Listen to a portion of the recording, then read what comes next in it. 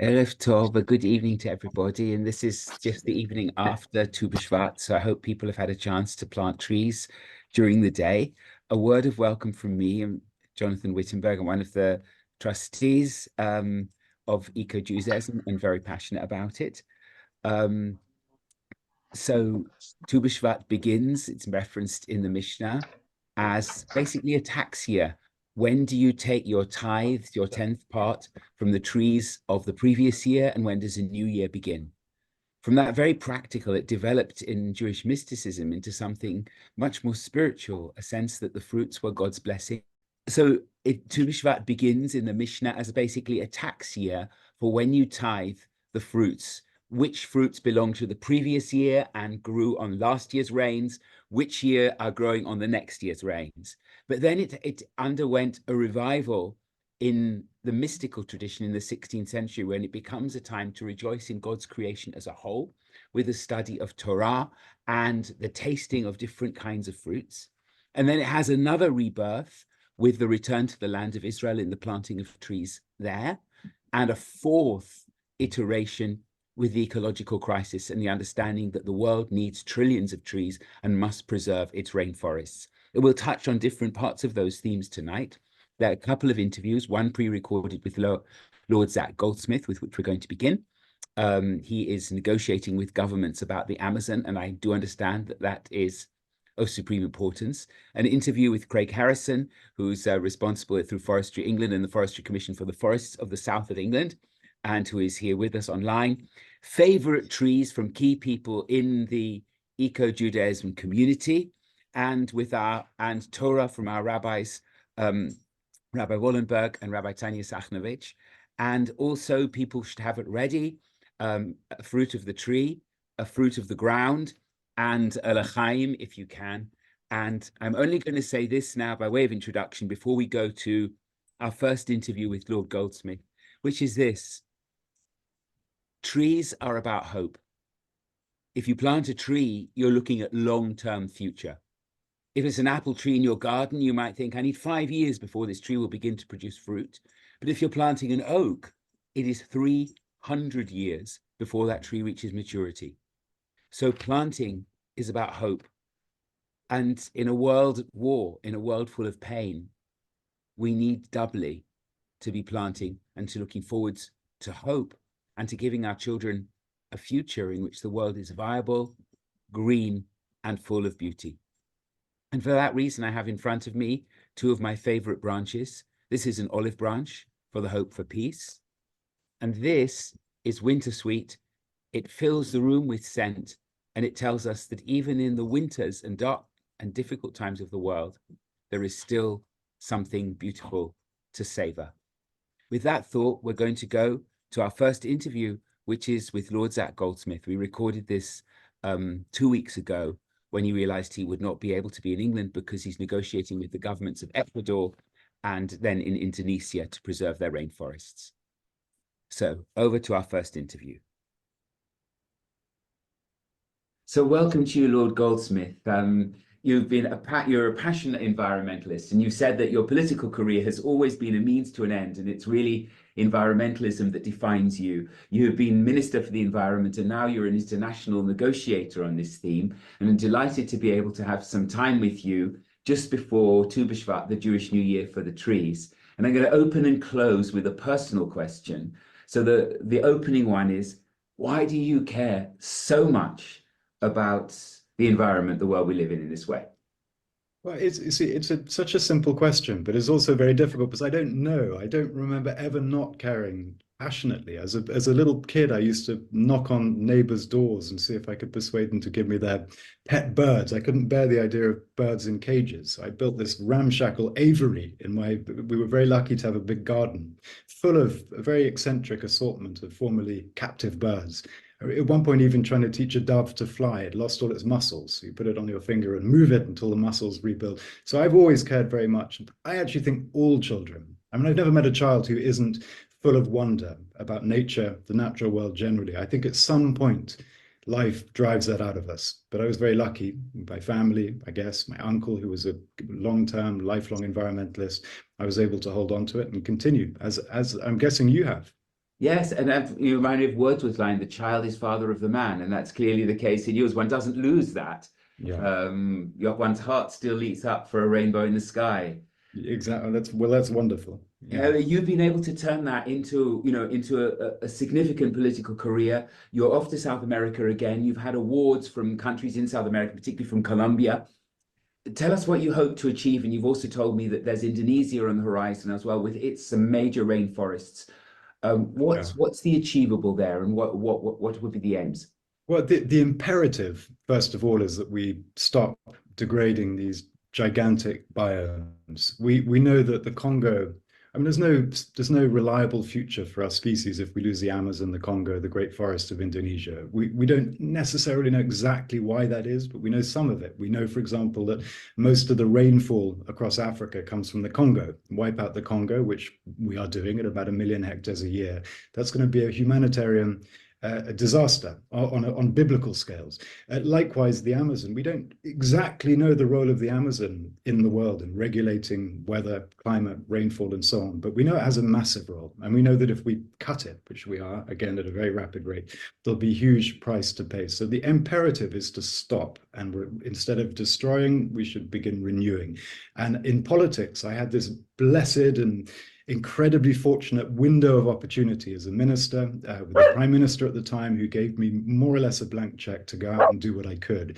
And we pulled the world together around some pretty big commitments, which were delivered and made public at COP26. My job now that I'm not a minister is to try and help turn those promises into reality.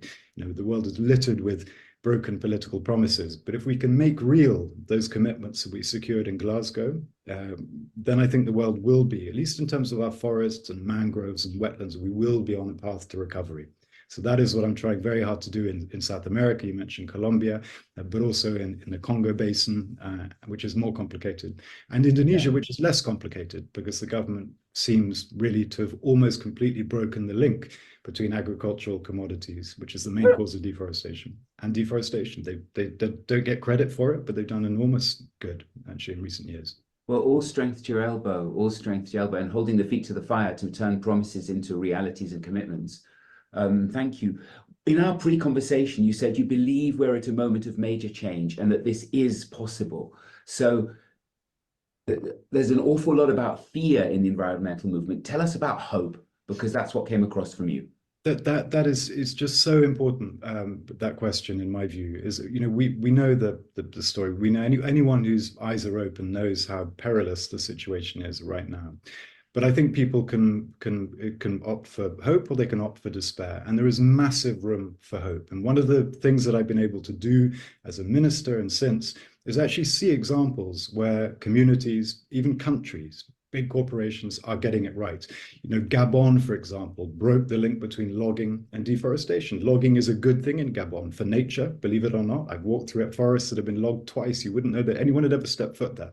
Good for people, because there are 10 times more people employed in the sector, and therefore good for the economy. Costa Rica's broken the link between deforestation and all agricultural commodities. Its nature is growing, not shrinking, and people are prospering on the back of that. Colombia, replanting mangroves and coral farming all the way along their coastline as a protection of communities against storms, but also their response to biodiversity collapse globally. There are so many examples. Everything we need to do is already being done somewhere by someone. The problem is that they're all islands of best practice, and they're not the default. But if we can get to the point where everyone is doing what we know is possible, we can see with our own eyes what's possible, then we'll be on a path to recovery. So I know it's possible, and that gives me hope. Doesn't mean it's easy, but it is possible. And here in England, if I can ask, because in your bio it said environmentalism and localism, what can we best do? You're speaking to many Jewish communities, and we relate to Eco Church and Eco Mosque and Eco Sikh as well. What can we do here? Well, the reality is that a lot of stuff happens at government level, and I'm a passionate localist, but the government sets the rules. That the market does not recognize the value of nature, of systems which we all depend on. The Amazon is still worth more when it's been cut down than left standing. And that is true in the UK, it's true all over the world. So political pressure, I would always say, is the number one thing. We can all be politicians, one way or another. You don't have to stand for election. If a kid does a petition in their school and submits it to their local government, their local MP, that's politics. So I would simply plea for anyone and any who's moved by this issue, which really should be everyone, to flex their own political muscle, to let their politicians know that this matters to them, because so much comes from government making the right decisions as opposed to the wrong decisions. But beyond that, join an environmental group. Do what you can to improve nature in your own backyard. Maybe don't cut those verges. Maybe don't cut all of your lawn. Allow some of it to grow wild. Be part of this very exciting rewilding movement. We can all do that. You don't need 100 acres to do it. You can do it on your windowsill. No, I couldn't agree more. Couldn't agree more, both with what the detail and the passion. A last question, seeing this is Tu B'Shvat, the Jewish New Year for trees. Tell us about a favorite tree, a tree you love, and why. So I have a particular tree, an individual tree, which I adore, which is where I live in the New Forest. I have no, it must be 300-400 years old. It's an oak. It's absolutely staggeringly beautiful. I can't walk past it without stopping and just admiring it, have a real reverence for it. But I have a nerdier selection for you. And it's one that I came across very recently in Colombia when I went for this wonderful award. It's called the Fraile, I'm going to guess, Fraile Jones, which means the Monk of Jones. And it's this quite ugly plant. It looks a bit like a malformed pine tree, but it grows in the dry hilltops, and it absorbs water from the air and pumps it into the soil. So it actually creates a livable space for all the other plants. Remove that one ugly, unremarkable plant, that tree, and the whole area will die. And I love plants that have that kind of role, absolutely part of the renewal that we need to see around the world. So the Fraile Jones, but I guess in New Zealand, you'd have your equivalent, which is the Manuka, but I'm not going to go down that path. So the Fraile Jones, just because it's so unremarkable to look at, but so dazzling in what it does, and on a personal level, the oak tree that I'm lucky to live near in the New Forest. Thank you so much, Lord Goldsmith. Thank you very much, and every success in your endeavors and in your work. And thank you so much. So we're going to go back to the New Forest and see trees there with Craig. But on that note of trees we love, we've asked a couple of people who've got key roles in different communities which are part of the Eco-Judaism community to talk about a tree they love and why. And we're going to go north now to Edinburgh with Leslie Danzig. Over to you and a tree you love.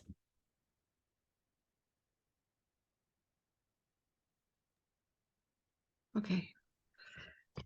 Thank to Bishvat Sameach to you all. I love all kinds of trees. They give us oxygen, shelter, food, medicine, heat, tools, paper, etc. I could go on, but I only have a short time to speak. It won't come as a surprise to you that being a Scot, I have chosen the evergreen Scots pine, the largest and longest lived tree in the 9,000-year-old ancient Caledonian forest. The forest stretched over much of Scotland, but has been reduced through grazing, agriculture, and tree felling. A forest regeneration project by Trees for Life to restock it is ongoing. Can we have the next slide? Recognized by its blue-green needles, which you can see here. These replace the leaves. It has a flat crown, and the tree can grow to 35 meters in height and live for up to 300 years.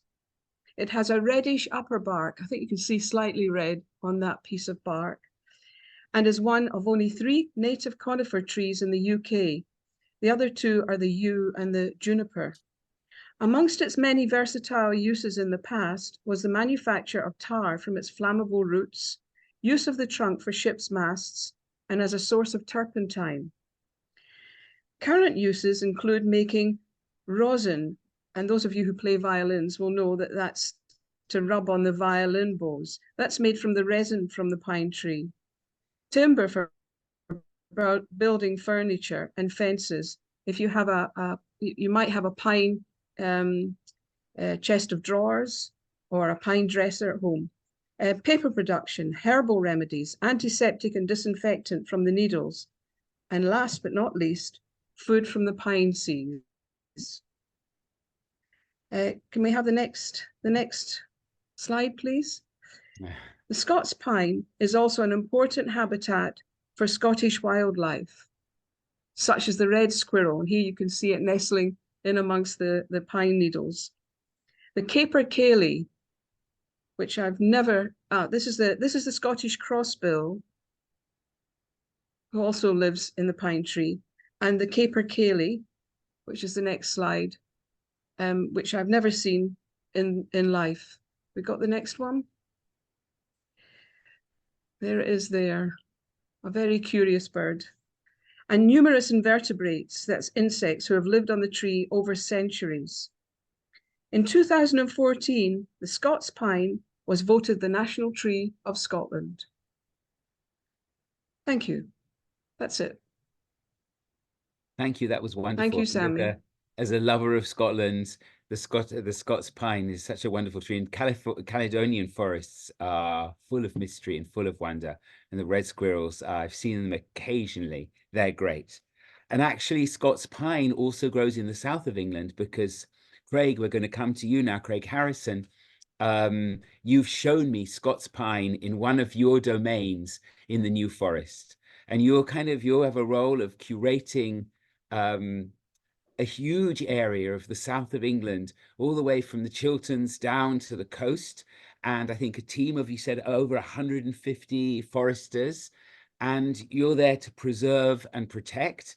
And I thought we'd introduce you, particularly as you said, you know them and help care for them, with just a few lines from Gerald Manley Hopkins' much loved poem, Binsey Poplars. And he's lamenting the fact that they've been cut down. And I'm just going to read one verse of it and then hand over to you to ask for their fortunes in your hands and some other questions that we talked about before. Oh, if we but knew what we do when we delve or hew, hack and rack the growing green, since country is so tender to touch, her being so slender, that like this sleek and seeing ball, but a prick will make no eye at all, where we mean to mend her, we end her when we hew or delve.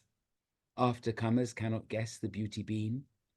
10 or 12, only 10 or 12 strokes of havoc deselve the sweet especial scene, rural scene, a rural scene, sweet especial rural scene. We're relying on people like yourselves, Craig, to preserve our rural scenes and to make them better for our children and for the future. I said I'd like to hear from you. Tell us about a day in the life of a forester. Goodness me, yeah. So, hi everyone. Thank you, Rabbi Jonathan. Days can be very varied, and I suppose the nature, the trappings of success of the role I'm in now, I'm slightly less. I often spend more time doing meetings and seeing people, but actually, I make a real effort to get out into the forest, see the teams, and see the amazing work we do. So, I suppose a really good example for me, because Forestry England, we manage so many things. We're trying to do everything for nature. We're trying to manage things for forestry and timber, and we're trying to provide recreation as well. So today's a really good example where I had a meeting this morning talking about the impact of Storm Henk earlier in the week and how that's affected the forests across the south of England and what we're doing about that. I then had meetings about the future of the New Forest campsites and how they can be managed sustainably. And then I had to write a letter involving how do we manage people in the New Forest, and when there's also livestock there, which with the potential injury or hazards that you can have sometimes if people get too friendly with what are effectively wild animals. So I would definitely say a day I don't have an average day. It can be very varied. Can I actually, this is not a pre-prepared question, but what gives you more trouble, the trees or the people? I think you probably know what the answer is. It is the people, but I describe them all as passionate. Everyone loves, I mean, everyone has a passion for trees, and I think that comes out. Sometimes it can kind of overflow. Let's put it that way. And do you yourself have favorite trees and particular areas that you just love? Yeah, I mean, I was thinking about this, and I've got a couple of photos. I will show a couple of photos if that's okay. Sure. So I was thinking first of all about famous trees, which I like. I mean, there's lots of famous trees across the country. Hopefully, people can see that. Does that come through? It has come through. It's very curious. Two- It looks like there's stones or so it's even a famous tree. stones in the roots. So I spent 7 years working as the manager for London. So I travelled. London's got amazing trees, it's fantastic. And this is a particular favourite, which sadly isn't there anymore. But it's in St Pancras Gardens. Was the Thomas Hardy tree, where Thomas Hardy was reputed to have laid a lot of these gravestones against this tree. And over the years, the roots of the tree have actually grown into those gravestones, and they've been there. Sadly, the tree has died because it's an ash tree. But that was fantastic. So a famous tree, but there are some fantastic famous trees across the country, aren't there? Like Ankerwick yews and all sorts. So famous trees I love. I think the nature of my work and the New Forest, this is a good example of the ancient beech woodlands and these amazing beech trees, which might last for 200, 250 years. I'm pretty privileged that I get to see those on a daily basis. But in many ways, actually, and I think this is true for lots of people, I think in many ways your favourite trees are the ones that are close to you and you covet near to where you live, sort of thing. So this is a good example. It's not, sadly, it's not in my garden. I've got my own garden trees I love too, but this is near to where I live, and it's a tree I go past quite regularly just outside the village, of a lovely open-grown sycamore tree. And in the morning you can see the sunrise behind it, and it's just a beautiful shape. It's not symmetrical. Don't like perfect symmetry. It's got its quirks and its character, like every single tree has. And then when you're coming home, you know that feeling of I'm coming home in the evening, and it's that kind of nice association with that. So I'm a particular fan of sycamore. I love I'm a bit of a fan of a walnut tree as well, I have to say. Say a little bit more about the walnut. Is it the nuts? Is it the dark? Again, They've got black buds. Is that right? Yeah, I think it's just the beauty of the tree. Again, a free-grown walnut tree just looks fantastic in terms of its structure and its architecture. Obviously, you get nuts off it. It's actually a tree that could cope very well for the future climate for Britain, because walnuts are actually quite susceptible to frosts, and actually we're probably going to get less of those. So walnuts may well do very well. In a past life doing tree surgery work, we did have to cut down some very old walnut trees. And this is a slightly weird sort of link, but they're a real fan. If you ring them up into circles, toucans love to nest in them. There you go. So there's a market in walnut for toucans. It's a very peculiar link. There we go. And in your work, you must have, I imagine you've got sort of dreams of how you want it to be and fears of how things could turn out. Can you say a little bit about, you know, the scenarios you want to avoid, and a bit more about how do you want to see the future as a forester with such a wide range of trees under your curation? So I like to regard myself as an optimist. So actually, what's fantastic about trees and forests is they can deliver lots of these things, like whether it's for timber, whether it's for people, whether it's for nature and climate, all at the same time. And that's what's amazing about forestry, is you don't have to necessarily choose one of those things solely. Do you know what I mean? So I would say the New Forest is like the most amazing place, particularly for nature, landscape and heritage. People love to visit it, but it actually is a working forest as well. So we produce timber there, and obviously that's really important. Actually, we're one of the biggest timber importers in the world, but it's all about doing it in a sustainable way. I suppose the art that me and my team have to try and balance is when does one thing slightly take a preference over the other. You can't always deliver everything in the same place, but at a landscape scale, if you can juggle that, then that's fantastic. And I think there's lots of fantastic work all over the country. Lord Goldsmith kind of quoted lots of examples, and I think it's the same. It's the same in London, with the amount of tree planting that goes on in London and the management of some amazing sort of woodlands there too. So I feel very positive overall. It's in many ways, as Lord Goldsmith said, it's about how do you normalise that, and that they aren't just special projects, that it becomes the norm. So that's a cultural thing. In terms of threats, so look, climate change is a definite issue for us, and that's something we do have to adapt to. Trees can help us with climate change, but also they have the issue of having to cope with climate change as well.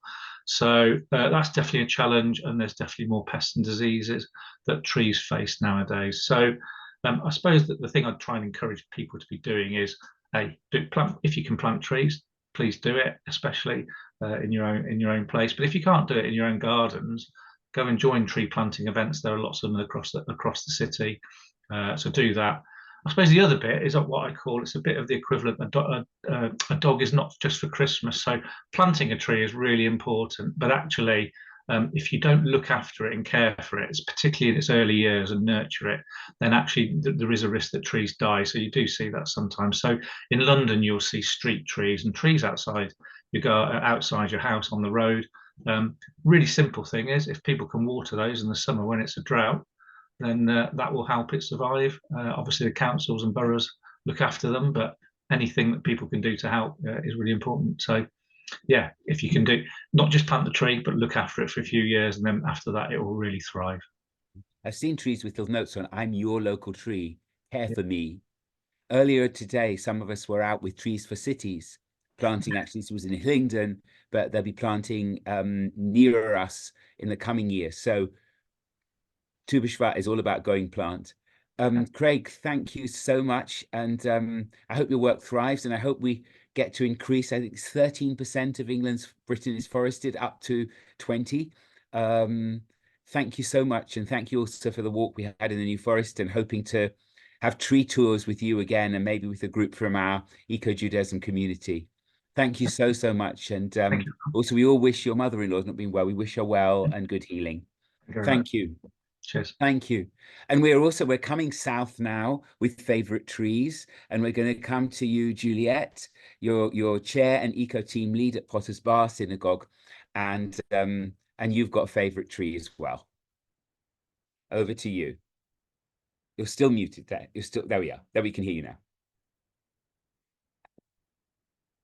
Actually, yeah. Thank you for that. Yeah. Yes, so I've chosen the sweet chestnut tree because I have great childhood memories of my parents, brother and I spending a chilly autumnal Sunday afternoon each year collecting chestnuts from our local woods, and my mum baking them in the oven. The sweet chestnut is from the same family as beech and oak, but it isn't related to horse chestnuts, which are mildly poisonous to humans, or water chestnuts, which are from an aquatic plant. I love this tree because, apart from being beautiful, it's just so useful. There are several species, but I'll concentrate on the species found in the UK, mainly in the southeast because of the light, non-chalky soil. In Kent, it's planted for the production of hop poles used in the brewing trade. I think there is a photograph of some hop poles. Nope, nope, nope, nope, nope, nope, nope, nope. Yes, that's the one. Yeah. Thank you. It's deciduous, losing its leaves in autumn, and was introduced by the Romans for its nuts and timber. Its wood is durable, gives excellent natural outdoor resistance, so there's no need for protection treatment. It can grow old and massive, and one of the largest in the UK is in Gloucestershire, and its trunk measures 13 metres across. It has long leaves with large teeth along the edges. Can probably go back now to those. That's it, lovely, thank you. The flowers follow the leaves in late spring, early summer, and they're arranged in long catkins. So that's another photo. Yes, that's the one. 2 trees are needed for pollination. The flowers are fragrant, so attract insects that transfer the pollen. 2 or 3 flowers together form a 4-lobed prickly colubrium, which grows completely together to make the husk covering the fruits, which there's another photo, but it's one we all recognize. The edible nut has been used in cooking since ancient times. Roman soldiers were given chestnut porridge before going into battle. It's not a normal culinary nut, as it has little protein or fat. Its calories mostly come from carbs. It's the only nut that contains vitamin C. It can be eaten raw, baked, boiled, or roasted. It can be dried and milled into flour for breads, cakes, pies, pancakes, pastas, and polenta, or used as a thickener for stews, soups, and sauces. I've included a photo also of a Hungarian dessert. Yeah, that's it. Made from pureed chestnuts, mixed with sugar and rum, and topped with whipped cream. In the wild, the nuts are eaten by jays, pigeons, wild boar, deer, and squirrels. One serious pest is the oriental chestnut gall wasp, which was first recorded in Kent and Herts in 2002. Although the affected trees were destroyed, it was found again in 2016 around London into Surrey and is now widespread in southeast England. It's notifiable, so needs to be reported to Forest Research Tree Alert. The galls are in a couple of other photographs. Yeah, that's it. Horrible little things. The largest and oldest sweet chestnut tree in the world is the 100-horse chestnut on the eastern slope of Mount Etna in Sicily. It's thought to be 2,000 to 4,000 years old. Guinness World Records has listed it the greatest tree girth ever at 58 meters, which is 190 foot. Absolutely amazing. Thank you. Oh, thank you. That was just brilliant. And we've got to have a chestnut feast now. That was amazing. Thank you so much. And thank you to Leslie as well. And I think, you know, in the time ahead, there'll be lots more favorite trees from around the country. We're going to come now to some Torah. We've seen trees from a number of perspectives. So some teaching. And first of all, Rabbi Wallenberg, who's part of our advisory committee at EcoJudaism and represents the United Synagogue. And I'm really grateful that you can join us. Some teaching, and then I believe a couple of blessings. Over to you, Rabbi Wallenberg. Thank you so much. Thank you for having me. So good evening, everyone. Lovely to be with you all on this occasion. So it's always good to start with something slightly lighthearted. So I don't know what the kids nowadays say. I'm 48 and my oldest is 20. But when I was a kid, you know, people used to, unfortunately, when they wanted to, you know, get rid of someone, they'd say, make like a tree and leave. So I saw a lovely quote. It said, make like a tree and grow slowly whilst helping others. I thought that was really lovely. So we can learn so much from trees, as we know. But I actually want to speak for a few moments about blessings and brachot. We know, as we say in Birkat Hamazon, in the benching, that says in the Torah, "V'chalta v'savata ve'irata et Hashem Elokecha." You should eat your fill, and then you should bless the Lord God. So the idea of grace after meals, of showing appreciation and thanks, is something we find in the Torah. We know that the rabbis added the concept something called Birchot Haner Hanin, which is the blessings that we make when we enjoy quite literally the fruits of this world, whether that's spices, whether that's fruit and vegetables, food, natural phenomena, etc. There is this concept that before we do something, we make a blessing. It's this very beautiful idea that I think ties in very much with eco-Judaism as well, of La Hashem ha'aretz v'mlo'ah, that really everything in the world belongs to God, and we ask His permission. We defer to Him before we make use of His resources. We particularly know about that with regard to food and making blessings on food, and we're acknowledging, as they say, gratitude is an attitude. We're acknowledging and thanking God for His blessings. We're acknowledging the specialness, particularly of when it comes to fruit and trees and vegetables, and the way they grow and the way they sustain us. We know that they enjoy certain protections in Torah. But more than that, we are also acknowledging that all the resources of this world belong to God, and we use them as a privilege and a right, provided that we don't abuse them. If that's true of produce generally, we know, of course, that when it comes to the land of Israel, it's a whole new level. I love the idea that produce and fruit and vegetables from the land of Israel are so special and so holy. They're not just regular fruits and vegetables, but we know there's a whole tranche of mitzvot that apply. The mitzvot hatzviyot ba'aretz, the mitzvot which apply particularly to Israeli produce. Of course, there's the obvious things that we know, like certain fruit needs checking for infestation. That applies anywhere. But of course, we have special mitzvot that apply to Israeli produce. Truma and Maisa, the various tithes that were taken, all the leaving of the tree for the first 3 years, the Shemitah, of course, the sabbatical year in itself is a fascinating discussion. The idea of leaving the land for a year and the farming benefits that they say come from that. All of these things you need to tick all these boxes before we can consume produce that comes from the Holy Land. And of course, some of that applies outside of Israel as well. If you buy Jaffa oranges in the supermarket, you have to know about some of these things. So there are solutions to some of these Truma and Maisa. There's ways to separate some of the food and to acknowledge the specialness of it. During Shemitah, we avoid certain foods that have come from the land of Israel during that year. So all that means that before we, often if you go somewhere and you say that you're strictly kosher, people will say, "Oh, I'll get you a bowl of fruit." So if you say, "I'll get you a bowl of fruit from Israel," you say, "Yeah, it's quite complicated actually. It's not so straightforward at all." So all of this means that before we partake of fruit, we have to fulfill those requirements. We have to appreciate that it's not just food; it's a blessing from God. The blessings in our lives. and to be grateful for the resources that we have, especially a unique blessing when it comes to the Holy Land and to the unique role that fruit and vegetables play in the Israeli economy. So on that note, I was going to try to find something to make a shechionu on, but I couldn't find a fruit of the tree. A fruit of the ground that I haven't eaten already this year. So I'll have to make do with my pineapple, dried pineapple. I'm cheating here. But I'd like to end with a blessing of Breit Adama, and we should all count all our blessings and appreciate the blessings we have and the resources we're given and never abuse those. So I'm going to make the bracha, and then I wish everyone a happy new year. Baruch atah Adonai, Eloheinu melech haolam Breit Adama. Amen. And I wish everyone a Shana Tova Le'ilanot, and thank you for having me on the Zoom. Thank you. Happy New Year to the trees. Can you just say that line you said about may you grow like a tree right at the beginning? That should be the strap line of our J Tree project. It was amazing. So it was make like a tree and grow slowly while helping others. It's fantastic. Grow slowly while helping others. Thank you so much, Rabbi Wallenberg. Thank you so much. And B'tei Avon with the pineapple. And thank you. And we're going to go to another of our trustees and a key supporter of EcoJudaism, Rabbi Tanya Sankovich. Over to you and your teaching and your fruit. Thank you very much, Rabbi Jonathan.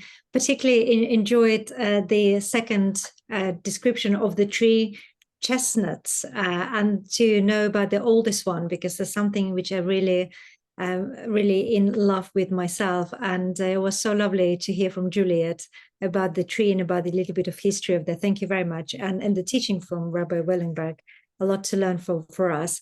I will add a little bit from my point of view. There is a strong connection between our environment and humans in the Torah and with the trees, those which bear fruit in particular. In the times before shops and supermarkets, people had a direct connection with the world which produced food for them. So the importance of taking care of our habitat and the trees is reflected in the Torah. In the book of Deuteronomy, we are reminded that even in a time of war, when destruction, horror, and fear are everywhere, we should preserve trees, and especially those that bear fruit. The Torah asks us some important questions, such as, are trees of the field human to withdraw before you into the besieged city? So the law in chapter 20 of the book of Deuteronomy states that one can only cut down trees for defense purposes. Rabbi David Seidenberg evokes the Kabbalistic idea of the extension of the world is a tree, which is the tree of life from the Torah's story of creation, reminding us what the Kabbalists didn't know. The most important fruit we get from trees is the oxygen they breathe out when they take in CO2. Maybe Rabbi Seidenberg is right, and the Kabbalists didn't have the same scientific knowledge which we possess today about the trees, but it seems that somehow the Torah and its authors did. Otherwise, it is difficult to explain such a rich use of tree imagery in the Torah when in the book of Proverbs, the Torah is called a tree of life, thus acknowledging the vital importance of trees in our human physical existence.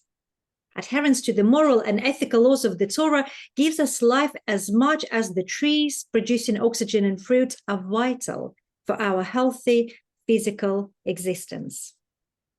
Even though most of us know today that being in the woods and among the trees can improve our health and well-being in many ways, including reducing stress, improving mood, lowering blood pressure, and boosting our immune system, how many of us take time regularly to go on walks and be in woods? How many of us did it during the lockdown, but have stopped doing it since then?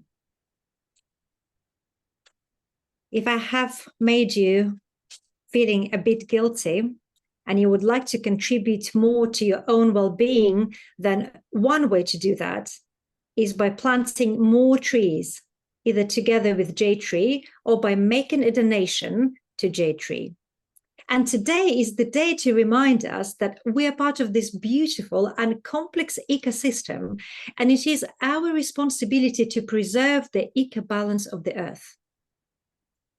Before I say the blessing for the fruit of the tree, this Delanchi locally grown apple, I would like to ask us all a question to think about during this evening.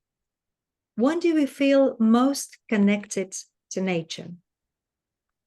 And to finish with the words of prayer by Rabbi Nachman of Breslov.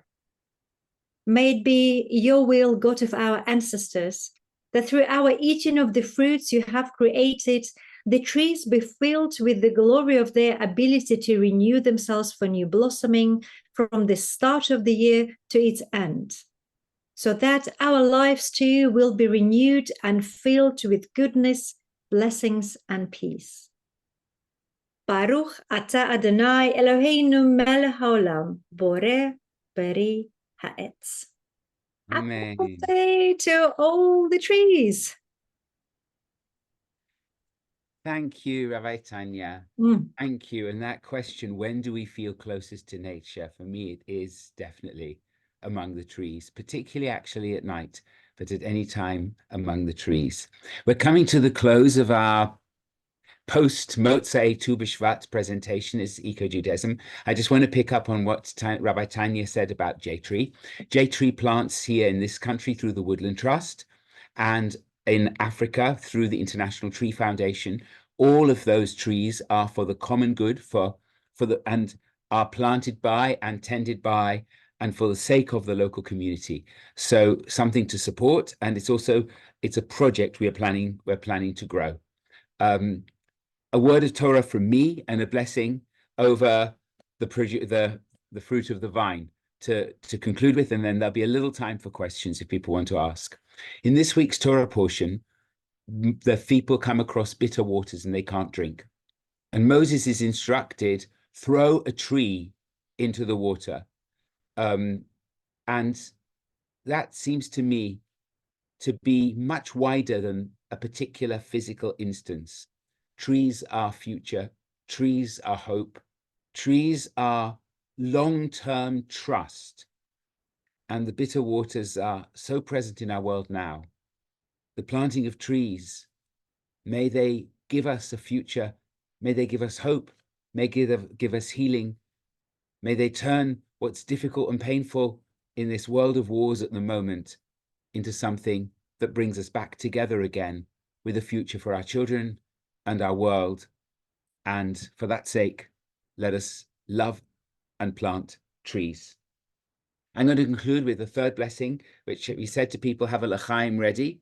And a short prayer for the trees and the vines from the order from Sfat in the 16th century of Seder Tu B'Shvat. Yehi ratzon milfanecha, may be your will, our God and God of our ancestors, to bless all the fruits of the trees. May they bring forth their fruits in abundance. May their fruits be full and sweet and good. And will you specially bless the vines so that they produce many bunches of grapes, full and good and sweet grapes, so that the wine that comes from them should be plentiful and should nourish our joy in performing your commandments of Kiddush and Havdalah on Shabbat and Yom Tov, and may they rejoice the hearts of human beings. Baruch atah Adonai Eloheinu melech haolam, borei pri hagafen. L'chaim to everybody, and to a year of shalom, and to a year that's good for the earth across all the globe. I think that's it in terms of what we've planned. So a big, big thank you to everybody, and to Sammy and to Andrea and to the team at EcoJudaism. Do visit our web pages and make sure your synagogues develop, our communities develop our work in the audit. There is a little bit of time if people got questions, and several people with their favorite trees, and also Craig is here with us. So if anybody has a question and wants to put it in the chat, or I think we're not so big. Sammy, Andrew, do you think we can just go to seeing everybody for a moment and have chance for people to ask a question? Anybody want to ask? People can also send in their, Anne, you want to ask a question. You're a passionate gardener for decades. And you passionate gardener. I hate actually going out there and doing outdoor housework now. It's work. Well, it is for me. Craig, while you're on the screen, Forestry UK brought out this wonderful study, which I use at work still, about the sustainability of certain of our native trees and non-natives in the next 20, 30, 40, 50 plus years. Do you think we have any chance of not losing some of those trees that are on that even 20-year list? Do you know which list I'm talking about? Yes, I do. Yeah. So it's a complicated answer. I don't think native trees are going to disappear. They'll certainly, in certain parts of the country, and I think southern England, certain trees will struggle given the way climate's going. So a good example would be beech trees, where they naturally regenerate further north, and so they should be readily accepted there. They used to be thought of as non-native trees there, but actually we need to readily accept it. So some trees might struggle, but they'll move around. The question is, can they move fast enough for climate change? That's the big challenge. So native trees, we have quite, I mean, in global terms, our list of native trees is really small because of the ice age. But so that is a challenge for us, but they do have a lot of genetic elasticity. So there will be trees out there who can cope with the future climate. But it won't be all of them. So that's native trees. There is definitely a role in this country, I think, for other trees. And the whole thing is that we need to choose trees that will thrive in the next 50 to 100 years and choose those. The real art here is choosing the right tree in the right place. So in the New Forest, an internationally designated habitat, I would not be planting non-native trees there. But in other parts, I mean, in fields and converting agricultural land or other land to forestry, there's a real part to play for non-native trees. And there's some fantastic trees out there that we could choose. And the other thing I'd say, in London and places like that pressure with climate change and urban heat islands where it's hotter in London and more extreme environments, actually, you probably it wouldn't be a good choice to try and rely on just natives only. And I manage a native woodland just on the outskirts of London. Yeah. So I mean, I think the whole thing is, the reality is we don't know for certain exactly what will cope perfectly in every single situation. So we need to diversify our woodlands, and it's a long time. I mean, people might think of single monocultures of trees. Actually, that's very much from the past. It's just the legacy.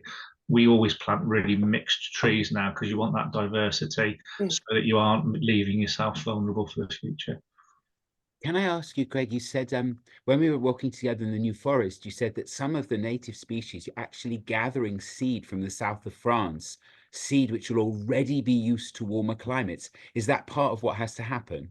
Absolutely. So what I'd sort of say is, you don't want to have your eggs in one basket. So across the country, you want native trees from this country, and some of them will thrive, and you want to still do that.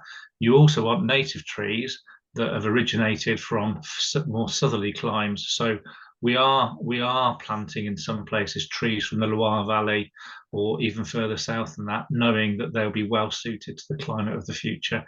And it's a bit of a tricky one, because actually in this country, we see, for example, the Chiltern Beechwoods, you think they're relatively native. Well, actually, they're plantations, and history and a lot of the old records will tell you a lot of those were French and Belgian oak and beech trees anyway that were planted at that time. So this idea that they originated from this country is probably slightly misleading, really. So definitely planting things that we know will cope well in the future is definitely an overall tactic. Thank you. We've probably got time for one more question. Anybody want to ask?